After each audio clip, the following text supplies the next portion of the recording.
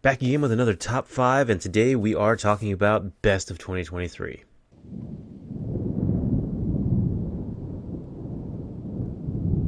My name is Josh, and thanks for checking out the channel. And if you click the thumbnail, we're actually here to look at my favorite top 5 movies of 2023. So, just a couple things to get out of the way immediately. I definitely have not seen every movie that has come out this year.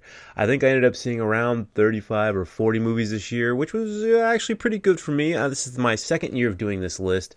Last year, I realized I had seen drastically less, and I made a concerted effort to try and see more this year. And I'm going to continue to do that as I continue to do more and more reviews. But I will say that there were quite a few, the big ones that I just actually didn't get to seeing. There were a lot that I just heard a lot of unpleasant things about, and I was like, I don't really want to waste my time seeing something I don't think I'm going to like, even though I understand it's probably something I should do to really be able to compare and juxtapose these things. But there will be some things that are left off my list that might be on yours. Just remember, this is my subjective list of the movies that I specifically liked. I'm going to try and keep this to bigger released movies because I have, and I do tend to watch a lot of kind of lower budget horror movies a good bit, a lot of found footage movies, and I personally really do like a lot of those, but I know that they're not going to be as well known for a lot of folks out there. So don't be deceived though. I'm still going to have a lot of probably lesser known movies on my list just because they're the ones that kind of drew me in. So as we're looking at my list, just remember that I didn't really see a great deal of the huge budget movies this year. Like I didn't see Barbie or Oppenheimer. I know that was a really big time in the movie theater, and I definitely still want to see Oppenheimer. 3-hour runtime was also kind of bogging me down a little bit. All that to say, my list is probably going to be a little different. So I did find this year was a really kind of interesting twist, and there weren't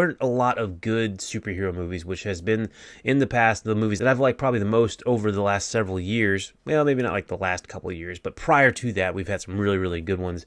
And this year, there's a couple ones that surprised me, and then honestly, a couple of them that I just did not see at all. So we'll probably see them on the best of and maybe some on the worst of list that I'll also have coming out shortly. Did have a cluster of movies that were right at the top, so that was actually kind of easy to get those top 2 or 3 movies that I really liked, but I had some mid-tier ones right on the cusp of being in the top 5 that was really hard. One specific one that it did not make my top 5, but I definitely wanted to mention it on my honorable mentions list because it was really, really close, and that is No One Will Save You. This was a relatively smaller movie, although you wouldn't know it from watching it just because it looks so good and it sounds so good when there's actual dialogue. But this is, if you haven't seen it, this is really just a smaller story about a shunned woman that's trying to survive in a small town after some things have happened in her past. And aliens kind of happen. And it's awesome. I'm not going to get into too much depth on these because I do have reviews for pretty much all the movies that I'm going to talk about on here on my channel. So if you want a little bit more in depth, go ahead and check that out. But No One Will Save Us surprised me, and I really enjoyed it, and I really watch it moving forward in the future. But it just barely got edged out by number 5 because number 5 I have rewatched several times already.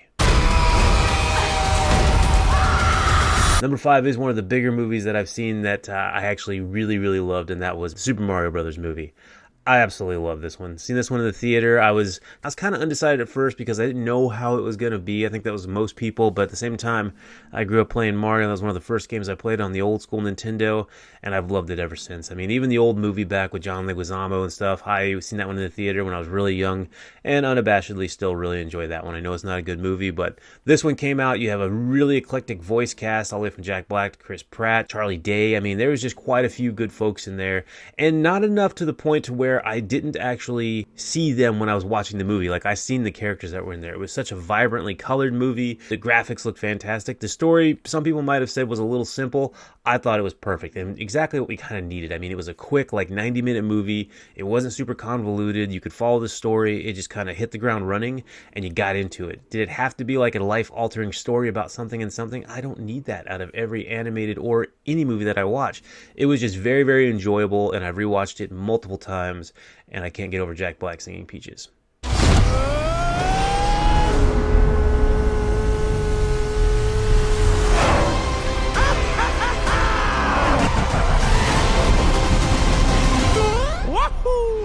Number 4 for me, it was actually a surprise that snuck in right at the end of this year that I seen right around Christmas time, and that's There's Something in the Barn. You've probably not ever heard of this one because I had not either. It came out on streaming, I think, relatively close to the holidays, and I absolutely loved it. It's a Norwegian movie about an American family that inherits a barn farm in the mountains in Norway, and they're having to get caught up with the customs and what to do with certain visitors that may be in the barn. That's a barn elf. Are they real? Yes. And this is a great kind of comedy horror movie, especially around the holidays. Like, I think I will be watching this around Christmas, probably every year moving forward, just because of how much fun it was. Surprisingly violent in a couple parts, a little bit of vulgar language every once in a while sparkled in there. I mean, it was really, really fantastic. You know, not necessarily like a full kids movie by any means, but kind of along the lines of like Gremlins. You know, if you really like that one growing up, this is one I think you'll also really enjoy. I gave it a high rating, and right now it's sitting at number 4 on my list of this year. What's going on here? We are under attack. Where's your gun? I don't have a gun. What? This isn't Detroit, Bill. Moving to number 3, we're also coming to another kind of smaller released movie, or maybe smaller known movie, and that is one called Dark Harvest. Dark Harvest was one of the bigger surprises for me, as it is such a visually stunning movie. If you've seen the trailer for that one, you know that it's kind of set in the 50s and 60s, so you got kind of like that greaser, kind of outsiders look, and the story and lore of everything that's going on is so cool and creepy. It's about a continued tradition that the boys coming of age have to go out and fight this scarecrow-like thing every Halloween in order to keep their town safe, and it's such a cool story. I mean, it's much more complex than that. The acting is really good. The effects and the cinematography really just push it over the line. There's something so interesting about the feeling of the movie. Like, you're really sucked into this world, and taking a movie back in time like that is so interesting and surprisingly scary in certain parts, and the violence is right on point. So that's one that I'll definitely be watching around Halloween time every year from this point on, I think. So I would definitely give that one a look if you haven't checked it out. Bell rings at midnight. You really think that's real? I saw it. It's real. You saw it? Did you kill it? Number 2 for me is actually going to be one of the big superhero movies of the year. The only one that I actually thought was really good, and that was Guardians of the Galaxy 3.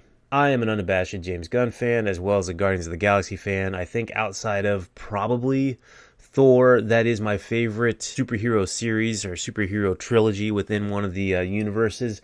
Although Thor's kind of, fallen off a little bit at the end there, this one did not. Guardians of the Galaxy 3, I thought, picked up right where the second one left off, probably even a little bit better than the second one. I really enjoyed the second one, but the third one brought a lot of other things together, and I just really, really needed it, because I've been so let down by so many of the superhero movies. I know I'm not alone in this, as the trend of a lot of the movies, and especially how they're doing financially, which kind of is a direct representation of what people think of the movie, has just gone downhill pretty consistently since like Endgame. And honestly, the stories have not been very good. This was not the case. This one just, it kind of operates in its own little bubble with James Gunn I'm done running.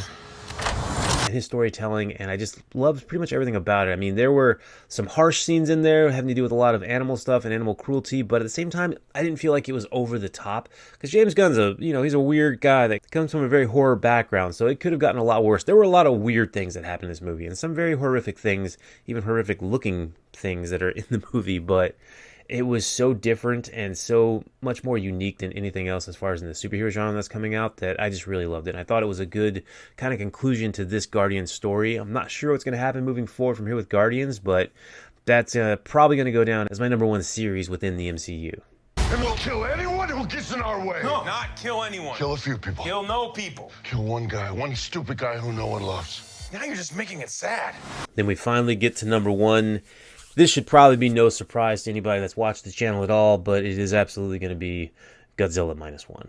The new Godzilla movie from Toho Studios came out right at the end of November, really just kind of blew me away. Like, I am an unabashed Godzilla fan. I love pretty much all Godzillas. I mean, even the old American Godzilla, when that one came out in 99, 2000, whenever that was, I was super excited. I mean, I was of the proper age to be really excited in the theater to go see that one.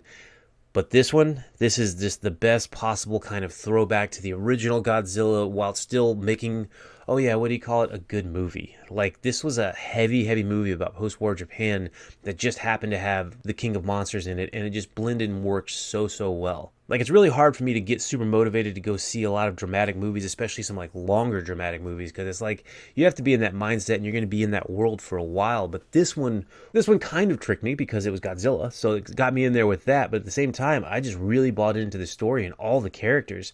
After the first couple minutes, and you realize what's going on, and then you get settled into the bulk of the movie, you just start to really care about all the characters. But at the same time, I'm like, I also care about Godzilla. So it was a very interesting dynamic, and I really just loved the movie. The special effects looked so cool. There were a couple of like the big CGI shots that were a little less than what we see in some of the big Hollywood movies.